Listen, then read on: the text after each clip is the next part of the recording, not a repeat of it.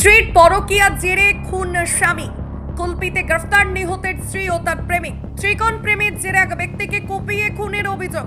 ঘটনাটি ঘটেছে দক্ষিণ চব্বিশ পরগনার কুলপির তুলসীর চক এলাকায়। গতকাল রাতে বাড়ির সামনের রাস্তার উপর থেকে নিহত গৌতম হালদারের রক্তাক্ত ক্ষতবিক্ষত দেহ উদ্ধার করে পুলিশ। ইতিমধ্যেই দেহটি ময়না তদন্তের জন্য পাঠানো হয়েছে। স্ত্রীর পরকীয়া সম্পর্কে জেরে এই খুন বলে প্রাথমিক তদন্তে পুলিশের অনুমান। ইতিমধ্যে এই ঘটনার মূল অভিযুক্ত গুরুদাস গায়েন ও নিহতের স্ত্রী মল্লিকা হালদারকে গ্রেফতার করে ঘটনার তদন্ত শুরু করেছে কুলপি থানার পুলিশ। শুনছি আমার ভাই মার্ডার হয়েছে, কিন্তু কি করে হয়েছে, কেন হয়েছে, আমাদের পাড়া তো অনেক দূরে, আমি কিছুই জানি না। এই এসে দেখছি ভাইকে নিয়ে চলে গেছে থানায়। এই অবধি। বাড়ির কাছে দেহ পড়েছিল? হ্যাঁ, বাড়ির সামনে পড়েছে। কে দেখতে পেলো কারা? বাড়ির সামনে দেখতে পেয়েছিল, লোক চেঁচাচেঁচি হয়ে বাইরে গেছিল, গিয়ে দেখছে যে ওইখানে পড়ে কটা রয়েছে। নাগাদ হয়েছিল এটা? হ্যাঁ, 9টা নাগাদ। ঘটনাটা ওই আমার দাদা টোটো গাড়ি চালিয়ে বাড়ির ভিতরে যাচ্ছিল।